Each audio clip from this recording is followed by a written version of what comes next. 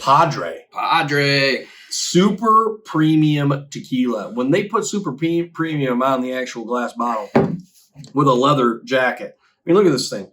This tequila bottle looks like it's ready to strap up to get on a fucking Harley Davidson.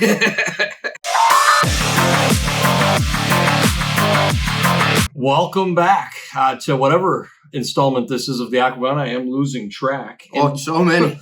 We actually have a bevy of things to discuss on this show, and not a bevy of time to do it in. So we're going to get right into it. As you may or may not have noticed, we have some tequila right here. We do pour 2 shots. We actually didn't do it pre-show as we typically are accustomed to doing. So we are going to do one together. But let's just put it to you very direct. If you bet with me last week, you found yourself some nice pocket change. You were hot. Woo-wee. Without further ado, we'll get right into it, though. Congratulations. All right. So I think it is important to note, I did kind of discuss last week's, holy shit. You 11 out of 12 you win. 11 out of 12. Wow. Now, I want to talk not just about how good I did, but how I called it. Now, this is my moment. This is like the job interview right here. I'm going to start with Rodriguez, okay? I said he's a great live bet. Let the first round play out. He's going to be down, which he was. You're probably going to get, I think you said you saw it north of 300. I saw it north of 250. So it did climb at least 50 to 100 if you were live betting it going into the second round. And then I said that his opponent's going to gas. Yeah, Kevin Lee is going to gas. To the first. He gasses. And then what do you know? The bigger guy started landing in the bigger shots. And that was all she wrote there. We both were very high on Ricky. Oh, yeah. Ricky was your sure thing. Ricky was the sure thing. He wasn't an underdog, so not a hot take by any means like the Rodriguez pick. But I think this guy has an extremely bright future. Like I said before, if he can learn how to get some power behind those shots, he's going to be lethal. But he is just a coach's dream.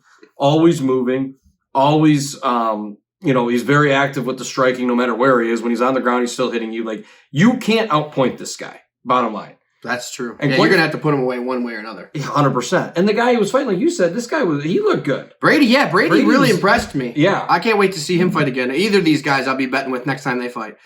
Brady was looking good. I mean, he damn near won the fight. Yeah, very clean grappling. But again, just like I said, Ricky is so fucking hard to keep down. Man. And I'm telling you right now, like I said, that's about as close to you'll get to like a point fight with him, I think. I think as he progresses in, he'll really, start to separate himself unless they kind of throw him right to the wolves after the beginning, which I hope they don't do that. Right. But in a 3-round fight, I'm Ricky all day. I think he's very durable. I think he's missing a few screws upstairs, which makes him have. I think that plays into the durability of the guy. Doesn't even know he's fucking hurt. I mean, did you see him putting the phone next to the speaker at the press conference? I mean, just all kinds of crazy. He's crazy. This guy's wild. The 5 inches between his ears is something to behold. But at the same time, I mean, he fought a great fight. It was probably the best fight of the night, I actually think, in my opinion. Fight of the year. Start to finish. Was crazy. And, like I said, 3 rounds, as long as it's a 3-round fight until we know what he can do in 5, I just don't see, unless you can knock him out, I don't see you bringing that one to the judges and then not go Ricky's way. It's just his fight style. Love it. And at Team Alpha Male, he's going to have excellent cardio that I think will continue to progress. Oh, yeah, he's just going to get better and better. I like it. Then we had the main event. Yeah. Barbosa, the favorite. Gigi Chikadze went out, whooped his ass. He's fast, man. Quick. Man, he was looking really fast. I didn't think Barbosa would have that much trouble with his speed. I mean, it looked like he couldn't get anything off without those jabs snapping him and just being on the wrong side of the power and the speed the whole night. Giga really impressed me. I was on the wrong side of that one as well. Yeah, I think, listen, I'm not trying to be soliloquy here, but at the end of the day, you look at fight competition, it does matter, okay? But I think it'll bite you in the ass sometimes too, because what we were talking about too pre-show, if a guy goes in and he's taking care of business, it doesn't really matter what the talent of fighter is. If he's whooping their ass, and then he's whooping their ass, and which is what's expected of him. And I think that there's, I think the sky is the limit for him. I'm looking forward to seeing him in the future as well. I think you are too. Oh yeah. Probably will get my bet again. You know, I'm not going to auto bet this one because we don't know who his opponent is. I'm not a I got to imagine it's somebody in the top 5, though. It's got to be somebody in the top 5. After that performance, and Barbosa's a huge name. Then, where I did get lucky, I will preface this, not because he didn't win the fight, but when you talk about the 2 points deducted, the Sam Alvey fight, you know, real talk, after 2 points coming off, I was shocked to see that one go my way. Even Sam Alvey, who doesn't usually act like that, was pretty pissed off. But I don't know, what were your thoughts on that? Well, I mean, the guy just kept poking him in the eyes, I thought. I mean, that he got 2 points taken away fair and square. I can't believe Alvey didn't win that fight after getting 2 points taken, you know, from his opponent. So, like, if you took the 2 points out, Alvey definitely loses the fight. But the 2 points were just deducted. Like I thought Alvey got 1 round. One round plus the 2. I don't know. You know, I guess it's neither here nor there, you know, at the end of the day. But let's just call it for what it is. Me personally, it's fucking Sam Alvey. I'd rather have the fucking actress that played Queen Elizabeth than the fuck. Oh, someone just dropped something up there, but we're still going to keep it going. We're doing this live. In the Crown than fucking bet with Sam Alvey. You know what I'm saying? So that's where I'm at.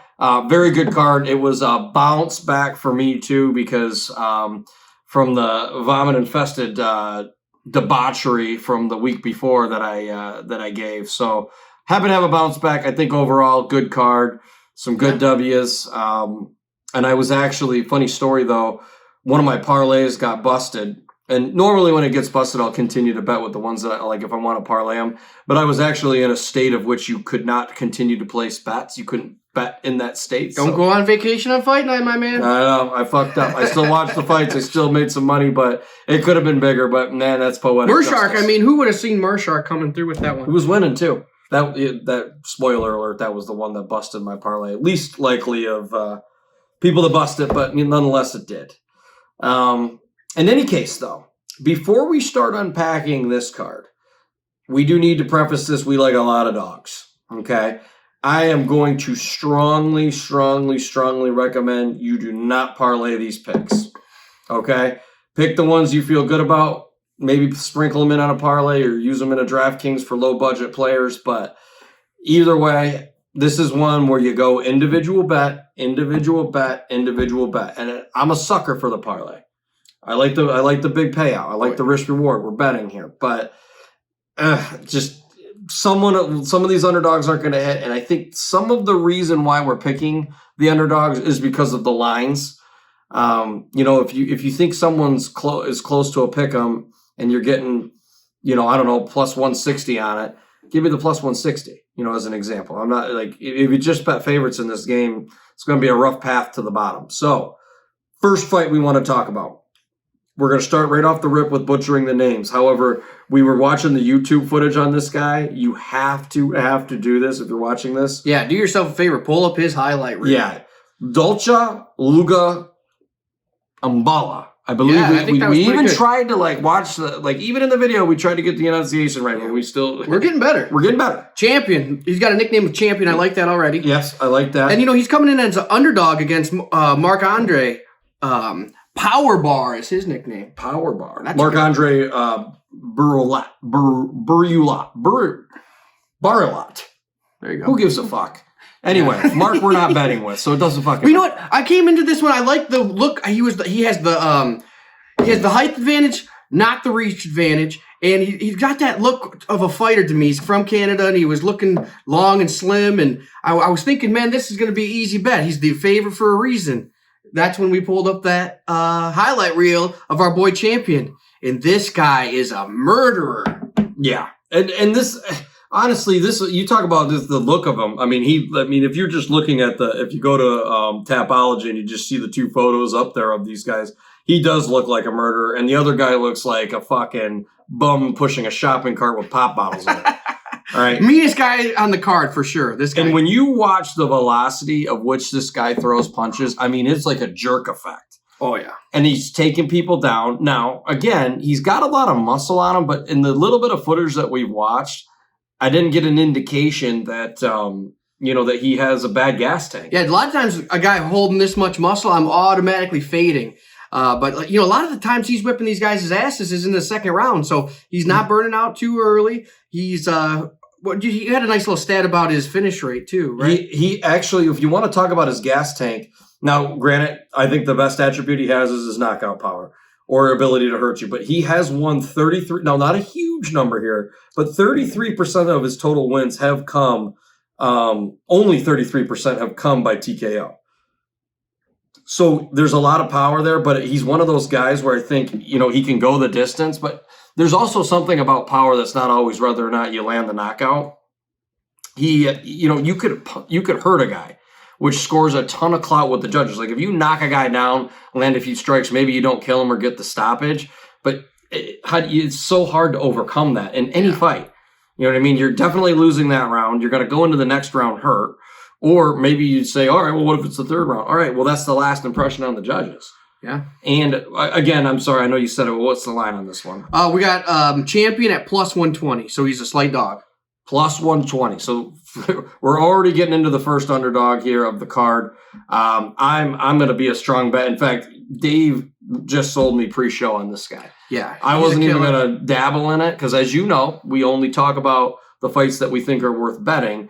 But it took about 3 YouTube videos, and I'm all the fucking way there. Yeah, I mean, this guy's a highlight reel. We got fight of the night potential, performance of the night potential. I just took another look, too. He only has one recent loss, and it's to a guy named Magomed. So do the math. I mean, this guy is the real Magomed deal. Sounds like a Russian wrestler. Yeah, too, so, I mean, everyone kind of loses to those guys. So you got this killer fighting a Canadian. I'm taking him all day. So we're going with champion as the underdog. There we go. All right, we're going to move on up here. And this one here, I actually have a couple of prop bets that I would like to discuss. We have Julian Orosa versus Charles Jourdain. They both have very similar fight styles. So let's just be real. I'll get to the prop bets here in a second. But they both come out guns a-blazing, okay? And I think that, listen, that could be a little bit dicey either way that you look at it. But I like some of the action that Jourdain will do. That he's Air something. That's what his nickname is. Yeah, Air. Yeah. He gets that because he likes the flying knees. He'll do the flying kicks.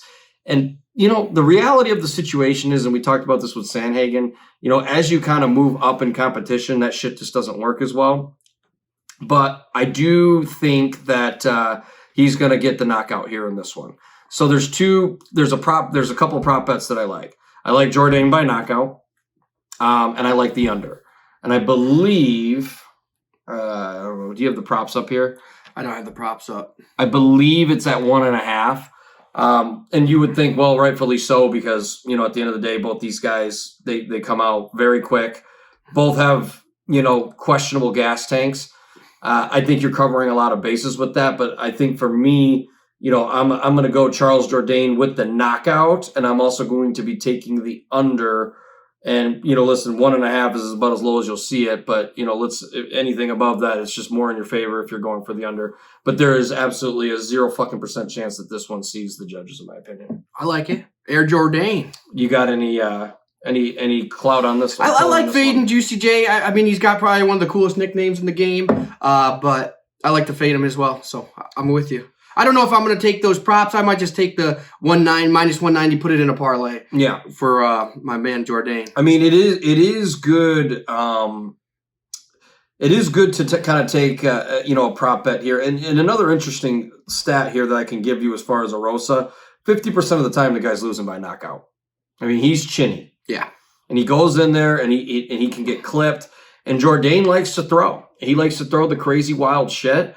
And I just don't think, I think that, maybe Jourdain's next fight, a different fight, it might be a tougher competition where that shit isn't going to fly. But I think this is a fight where I don't see Orosa being the guy that's going to stop it. Yeah. Again, with the line here on this one too, if you're going for the straight. Minus 190 for Jourdain. Minus 190 plus 155 for Juicy J. Oh, more of a reason to probably go with the props. I would not...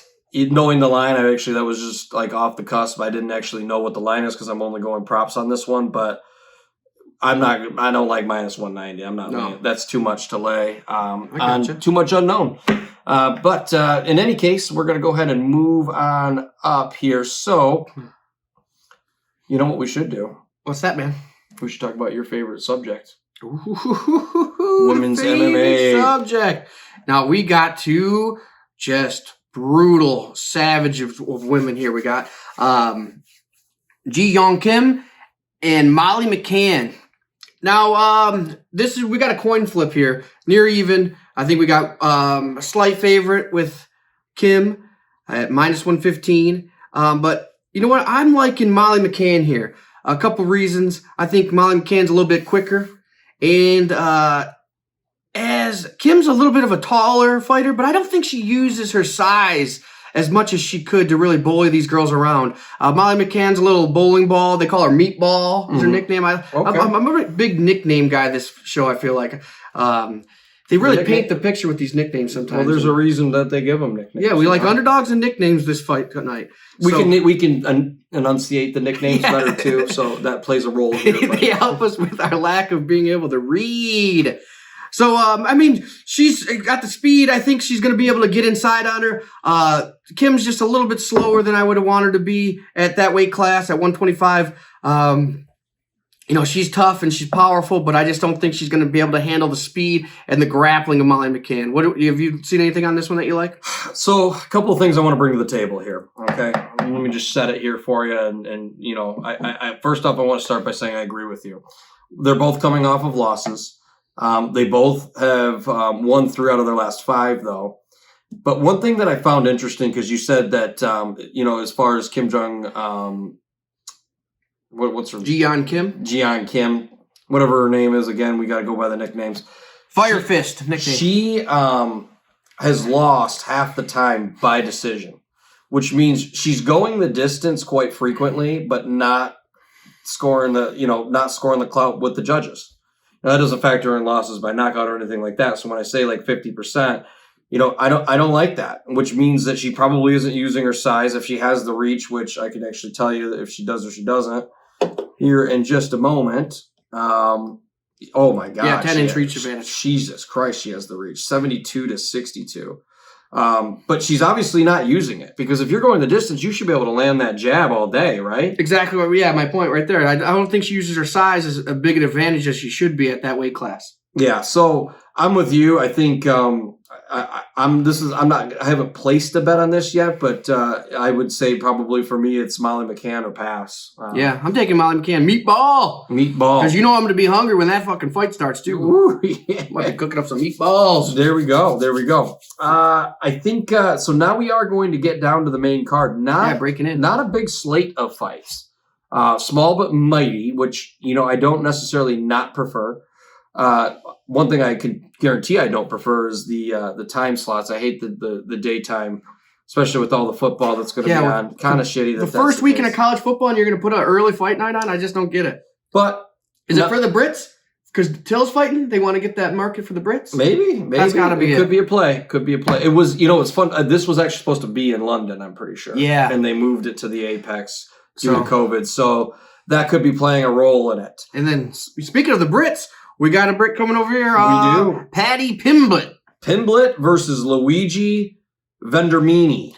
Vendramini. Again, we were watching the footage on this one pre-show, and there was something interesting with the nickname of Luigi. Yeah, Luigi, he's from Brazil, fights out of Brazil. He's the Italian Stallion. Big Rocky fan.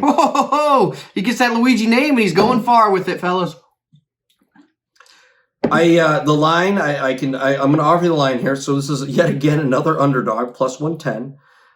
Paddy, minus 137. Now, he comes highly regarded. He's coming from a different fight promotion. He's a talker. Cage Warriors champ. Yep. Cage Warrior champion. A lot of hype behind him on doing it. He's a big-time talker, which I think that does score you some clout as far as being in the UFC. Big personality, big smile. Yeah, good. Seems like he's very confident, which is, I think that shit matters. Confidence is definitely a key to fighting. It plays a big role in it. But watching his footage, I wasn't impressed. He seems very sloppy. He tends to like to grapple. He airmails his shots, but his grappling is working. But the market in Great Britain is not the same as the market here as far as grappling is concerned. Yeah, we got a few good guys coming out of Cage Warriors like Conor McGregor. Not a good grappler. Not a good grappler. Yeah, not a good grappler. But I just don't think that they have the same kind of powers like Brazil or American wrestlers. Dagestan. I mean, they don't have any kind of competition like that over there in the UK. So yeah, I don't know, man. It's tough to judge. Like, and he did a good job of his weight transfers and his body control. He was keeping it chest to chest. It looked like he wasn't going high on people, but it didn't look like he was. It didn't look crisp, if you will. No, I agree. And when it doesn't look crisp, my mind goes to one place. The level of competition just isn't there. You know what I mean? He's not fighting well renowned, and I haven't fact checked the background on any of the people that he's fought as far as whether or not they have a wrestling background. But whether they do or they don't, I just don't think it's the same caliber as what he's going to experience in the UFC. And if he gets in a firefight, I like what I've seen from Luigi in his previous fight. I really do, especially that one. I mean, he rocked that guy. Yeah, you got a Brazilian with the Italian name, so take that for what it is. But, he's coming in strong on the later rounds. He looked crisp the whole time through. And, you ain't going to beat a Brazilian on the ground with some sloppy technique. You know that. No. Now, it is important to know that Luigi hasn't had the best run since joining the UFC. He is 1 out of 3 in terms of his record, so 1-2. Lost his last fight, but that last fight, I think, is a little bit loosely defined. If you watch it, I mean, towards the end, the gas tank really started to show. He rocked him. He was on top. You could even have made maybe a case that he was going that he could have snuck away with that one. Could have saw it either way. But give him a draw with a 10-8 or something? Yeah. And just one fight, which he very well could have been thought of as a winner.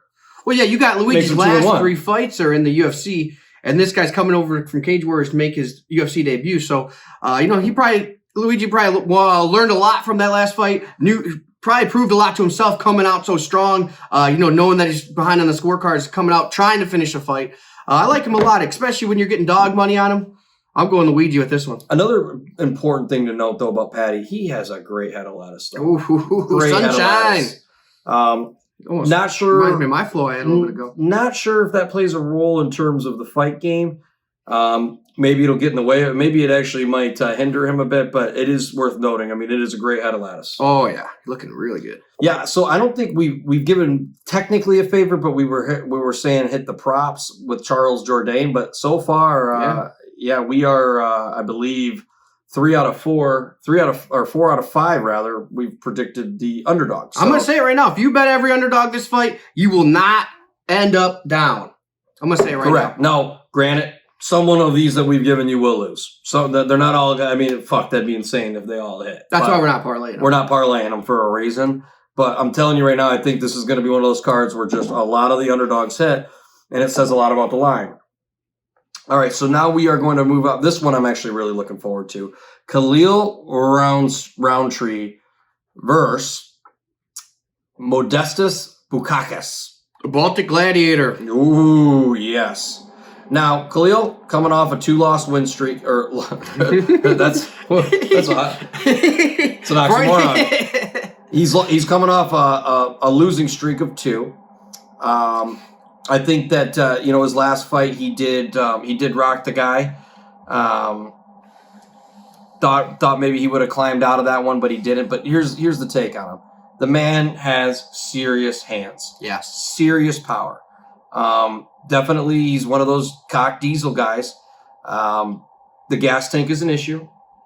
Definitely, and I know that we put a lot of credence in the gas tank, as we should. But again, this is another one of those where I like the prop too. Roundtree getting it done. If you want to get real aggressive, getting it done in the first round. Roundtree has gone the distance though. It's not that he's a stranger to that. It's just he doesn't do very well in the distance, in my opinion. But I just think that Roundtree, when you think about it, I think that you just take the power into consideration. And this guy is chinny. He's been knocked out about 33% of the time that he is fighting. He's very hittable. And I don't know, what I mean? The one thing, maybe he wants to get into a grappling war with him, but again, I don't see that. I don't see why he's even the favorite, if I'm being real. He also has lost 2 out of his last 3. on a 2-fight losing streak as well. Yeah, they're both coming in on 2 fights. This is weird that they're putting this on the main card. 2 guys coming off 2-fight losses. You know what I like about Khalil is you don't ever know what you're going to get when he comes into the ring. I mean, sometimes this guy looks like a complete world beater, beating the hell out of Gokhan Saki with that, right up with the stand-up. I mean, he stood up with him and banged, looked like a world beater. And then next thing you know, he's losing. He win, lose. I like Khalil here. I think he can come out and really make something happen. Maybe show a pretty good performance right in the first round. Get that knockout. And Modestus at negative 157. I mean, again, it seems to me like this should be a pick'em, if anything, if there was a definition of a pick'em. Yeah. Roundtree's the bigger name. I would argue he's fighting the better competition. Give me the plus 125 here. And again, one thing that is important to note is Bukakis is the bigger person with he's 6'3" versus 6'1".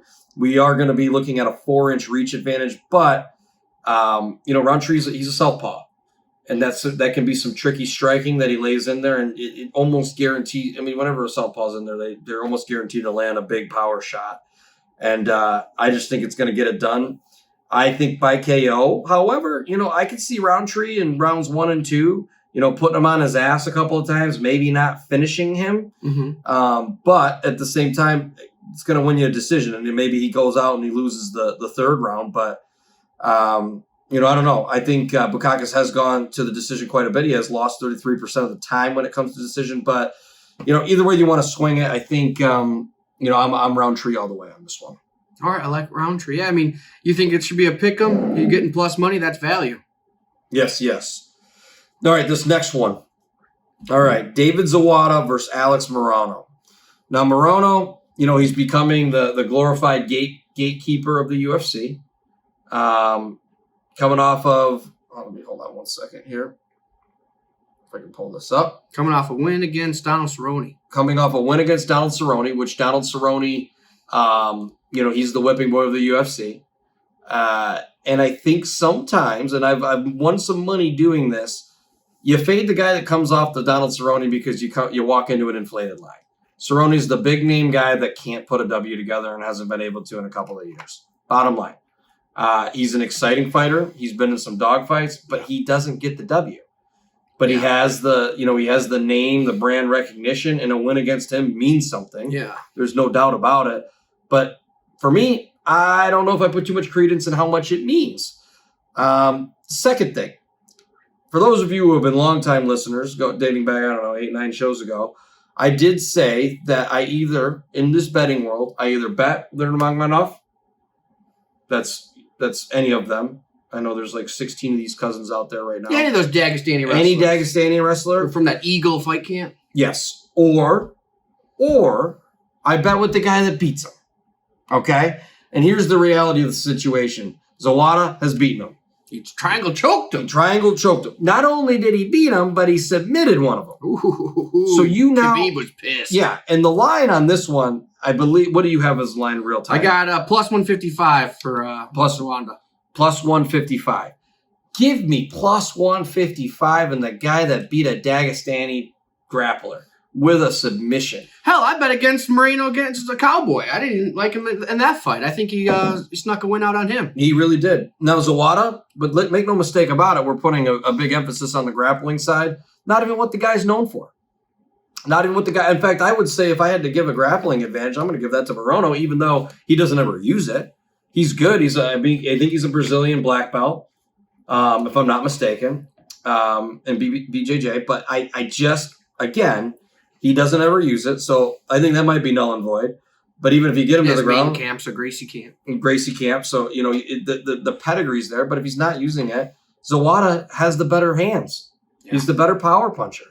And, all things considered, again, give me the plus money. Maybe he loses, but, I don't feel like this is a bad, for me, I can bet it's a low risk, high reward bet that, I just see myself coming out on the other side. And quite frankly, I think this is a perfect storm of an inflated line because if you look at Zawada, in his UFC record right now is 1-3 in the UFC, right? But that one win was big, and he's been in some absolute dogfights versus Moreno coming off of a win against Cowboy Cerrone. also inflates the line. That's why it's there. It's a pick 'em. Give me the plus money once again. Yeah, I like David. Then I'll bet for you too, or are we going to do a tequila bet? Oh, speaking of tequila bet, I did pour you some tequila. You do owe a tequila bet for the Rodriguez-Kevin Lee fight. You're lucky because I do. I have to redo the footage, but I think you said you were team Sam Alvey as well.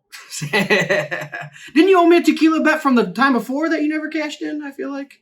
Yeah, that's what I thought on that one. When in Rome, let's take a little taste. When in Rome, be Romans, my friends. Cheers. Stay thirsty. As our good friend DeSecchi, the DeSecchi's guy. Ooh, don't hit a cold streak on this show. Ooh, baby. What is this shit? Oh, it's Padre. Super premium tequila. When they put super premium on the actual glass bottle with a leather jacket. I mean, look at this thing. This tequila bottle looks like it's ready to strap up to get on a fucking Harley Davidson.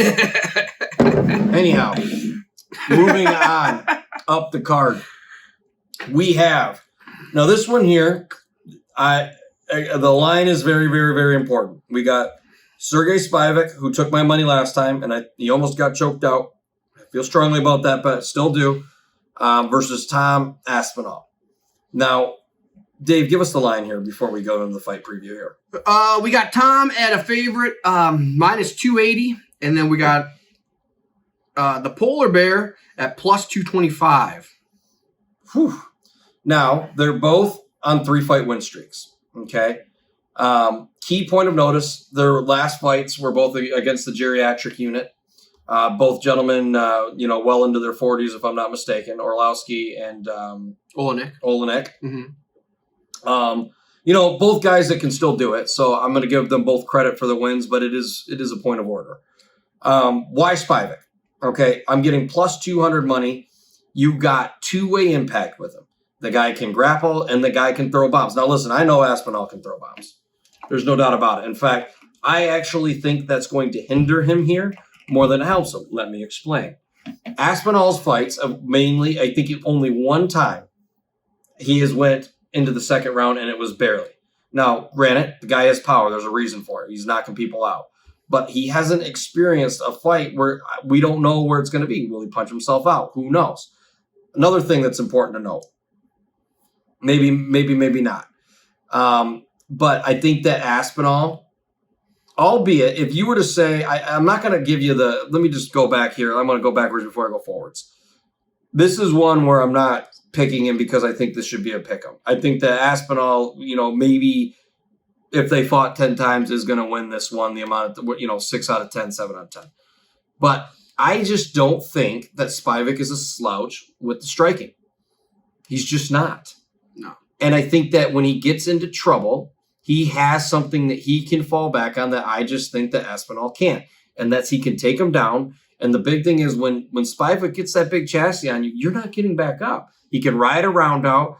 I think that, listen, I think both guys are pretty durable. So if this goes 3 rounds, I just see the longer this fight goes, the less likely Aspinall is a good bet.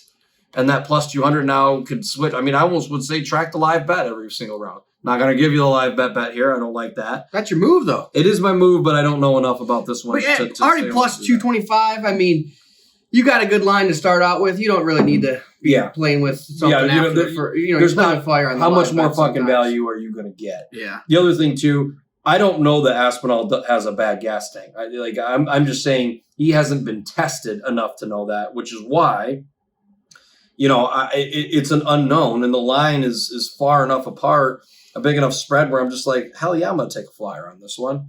Yeah. Maybe this is one where if you got a couple favorites that you feel strongly about on this card, you throw Spivak in there to give you some good money and have a little parlay. I think he's a great person to put on your DraftKings roster. I'm definitely going to have him on all mine. He's going to be cheap, too. Cheap, but he's got to be the biggest underdog of the night. Could score you a knockout. I don't know who the biggest underdog of the night is.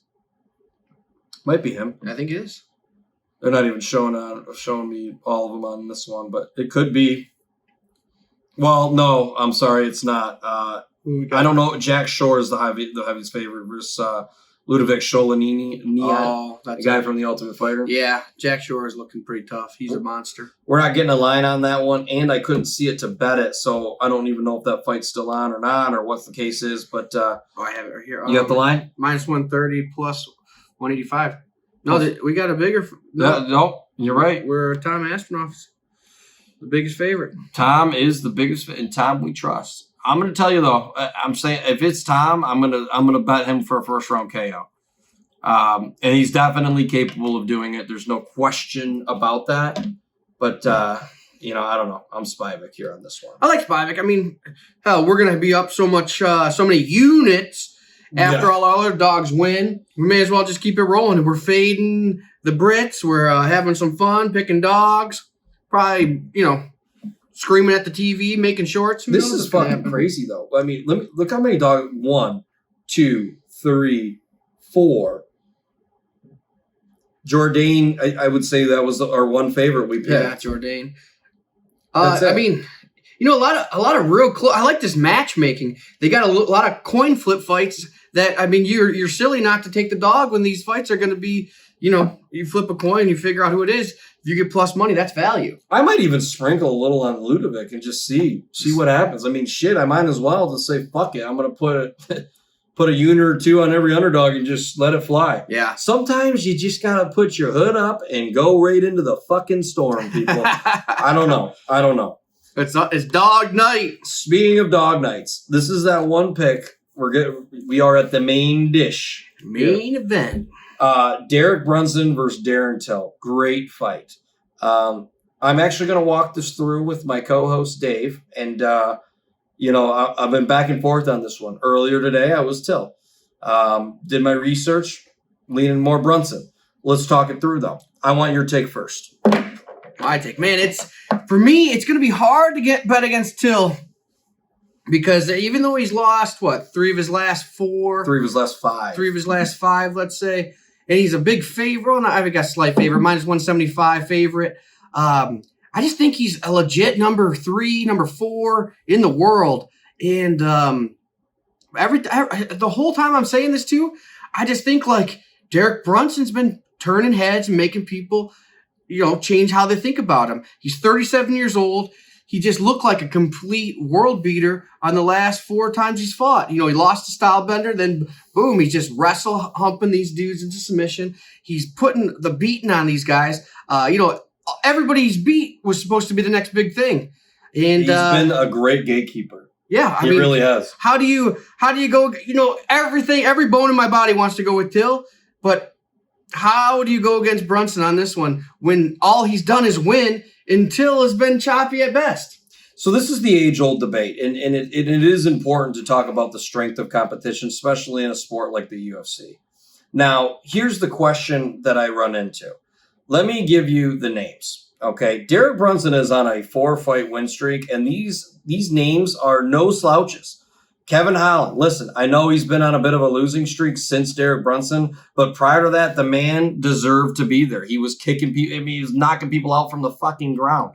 Oh, yeah. When he did Shabazian, Ian Heinisch. Yeah, that guy's a beast. Theodoro, I mean, maybe that one was, whatever, of course.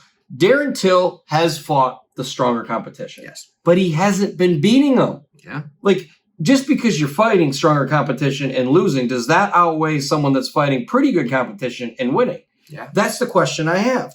Now, listen, when you talk about the strength of competition, though, it is worth noting. Whitaker, Gastelum, Masvidal, Tyron Woodley, Steven Thompson, Donald Cerrone, but Donald Cerrone back in 2017. This was pre-6-17 fight losing streak, right. Donald Cerrone. So that's where he made his name, too. Yeah, and he beat Donald Cerrone. He has beaten Steven Thompson, and he beat Kevin Gastelum. Lost to Whitaker, which everyone not named Asanya is losing to Whitaker. Yeah, Whitaker's legit number 2. It's just so much unknown with this stuff. But, again, I'm not going to give the guy props just because he went in there and won. I mean, he got knocked out by Masvidal. He got submitted by Woodley. Yeah. He did go the distance with Whitaker, but I mean, whatever. I just don't know that I can just say, well, you fought the best, so even though you didn't come out on the winning end, your strength of competition outweighs what Brunson has been. I think they both have been fighting good competition, and we're kind of coming to this, I guess, the crescendo of it all. And the one thing that who's going next? The one thing that you said to me pre-show that really flipped the switch in my head was that like people like Tyron Woodley, they stood up and beat him. Robert Whittaker, they stood up and beat him. Now Till's whole game plan is stand up and striking. You know what Derek Brunson's not going to do? He's not going to let him stand up and strike. He's going to grind him, take him down, beat the hell out of him. And if these other guys that aren't, their strength isn't striking and they're beating him striking, what is Brunson going to do when he grabs him, humps him into the canvas and puts him on his back for 5 rounds? And Brunson is fucking really good. He has great body control, great grappling. 83% of his victories come by decision. Yeah. You know what I mean? He's fought in 5-round fights. The man has a good... I mean, I know that in the Kevin Holland fight, you could maybe make a case about halfway through. He, started to gas a little bit. Even Kevin Holland's non-grappling ass took him down. But he still ended up taking him down, getting the finish. And the thing is, Darren Till, on paper, has 82% takedown defense. Right. But here's the problem. He hasn't been fighting people that have been taking him down. So if it's a low volume amount of takedowns you've had to defend, the numbers have been inflated there. I'm not going to count that against him and say, well, he just has shitty takedown defense because, 82% is still 82%.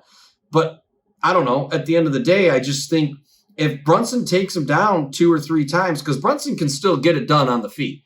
He can land it. He was landing his strikes on Kevin Holland. He can still swing. He has a very good swing. I think when you talk, we've discussed this before about the horse that shits.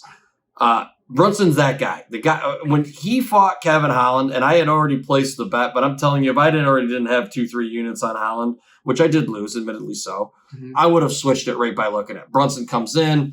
He just has that demeanor about him where it's like, this guy means business. He's not in here fucking cashing checks. He's in here to whoop someone's ass. Yeah. And if we haven't convinced you yet, man, let me give you this little piece. Robert Whittaker beat the hell out of his knee. Till's knee was in rough shape after that fight. And then look at this. 4 canceled bouts after that fight with Whittaker.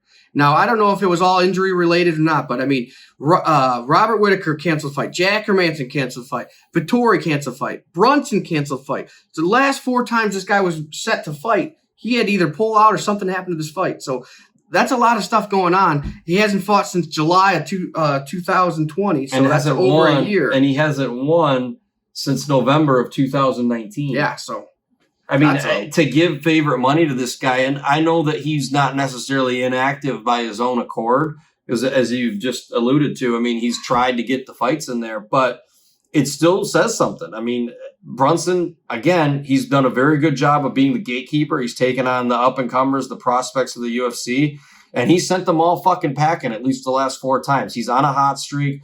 I just don't see, and I love betting underdogs. I love offering underdogs to people. In fact, I know that people want to hear about underdogs. Yeah, they're fun. But I don't want to do a whole fucking show where I bet one favorite. And that might be the favorite that fucking loses. Yeah. Rose, like a Rose. I mean, he could go in there and get the knockout. But at the end of the day, I'm Brunson. After talking it through, I think Darren Till also, to me, he doesn't throw a lot of volume. He averages 49 significant strikes a fight. That's low. That's not going to be enough to knock out. Brunson's a warrior, man. No. He's a very durable guy. I think Kevin Holland's got way better striking. And if he does feel like he's taking some heat in the striking department, he'll take you down. And then it's like, well, so if it goes to 5 rounds, Till either needs to knock him out. Not a guy known for his power. Quite frankly, a 10%. He wins by decision about 40% of the time. You know what I mean? He only wins by knockout about 20% of the time. So there's no power. Okay. When it comes to octagon control, you got to give that to Brunson. You come to who's the hotter fighter, you got to give that to Brunson. The more active fighter, you got to give that to Brunson. And then what's the line one more time? The line is... Sorry, I was doing some side research. Minus 175 for Till, plus 145 for Brunson. -1, yeah. Give me the plus money. Give me the better. Give me the fighter with everything going for him. In my opinion, I don't put too much emphasis on ring rust. But listen, it's just another notch against Till, in my opinion. I just don't know what we're getting out of him. If you want a little whipped cream on top, The last 2 fights that Brunson won were 5-rounders. And now Till has not won a 5-round fight since Wonderboy Thompson. And you've got to go way back to get to that one. Back 3 years. Last time he won a 5-round fight. Yeah, so you're factoring in ring rust, a 5-round fight, a guy with no power. Yeah, because he only fought 3 against Gastelum. A guy with no power, no volume. In fact, his volume, I mean, only 20% of the time he's getting the knockout, too. Mm-hmm. I mean, where the fuck is this? This line's off. Yeah. I'm sorry. This line is what? Even if Till wins, listen, I'm not saying that he should be like a mega underdog here by any means. He's Darren Till. Right. Great fighter. Well-rounded, no doubt about it. But Jesus Christ. Yeah. Vegas has got it negative wrong 170 plus on this guy. We got to hammer this one. Yeah. This is a hammer for me, too. This might be a 3-unit, 4-unit, maybe, depending on how many of these we have, we might go 5, but we'll see. Work for me once, work for me again. But I think we're both Team Derek Brunson, which, by the way, I think my co-host did flip completely here. I was about 50-50. He was about 80. I was 100% probably till about 8 p.m. 8 p.m. Yeah. Well, a lot of underdogs. Hopefully you have some betting success with them. Maybe we got a real crazy cat out there that's just going to parlay the whole lot. See what happens. I'll do it just for show. Probably won't be something that we're posting on the next one because I know someone will lose. But you know what? It's not going to take a lot of wins to come out profitable, especially with some of these lines. We're giving you a guy at plus 200, plus 145, plus 125. I mean, these aren't even like close to pick 'em, some of them. Yeah, man. I mean, like and subscribe. I mean, hit our socials up. We're going to be throwing all those parlay bets we put out on shorts. We're going to be walking you through the whole week, showing you exactly what we've been betting. So everything we're going to be putting on, I'm putting my money on is going right online. So like and subscribe. And fun fact, too, just a quick announcement here, a nice little show announcement. We are, for this next card, we are going to pop this one out a little bit early. We do plan to tape on Sunday, Monday at the very latest, which would mean we'll have the content out there early. But we are also all things betting. And as the typical thing with this show, we're not going to bet everything. We're not going to show you everything. We're going to pick certain bets. We haven't really figured out the intricacies of it. But we are going to bring football into the mix as football season is upon us. Well, who's not excited about some football? And that one, we're going to cap it at a certain amount of bets that we can each place each. Some may overlap, some may not. But I think we're going to track them. We're going to actually track the football bets throughout the year. Yeah, we've officially rebranded. Yeah. Whamma Cage Bets. Yes, Whamma Cage Bets coming at you. Football season's upon us, and what we're excited about. So be on the lookout for that. But again, like and subscribe. So many people ask, it doesn't cost you any fucking money to do it. If you watch the show, hit the sub button. We only post once or twice a week. For Christ's sake, it's not like it's going to blow your phone up with notifications. Hit that like button. Thank you. We'll see you next time. See you.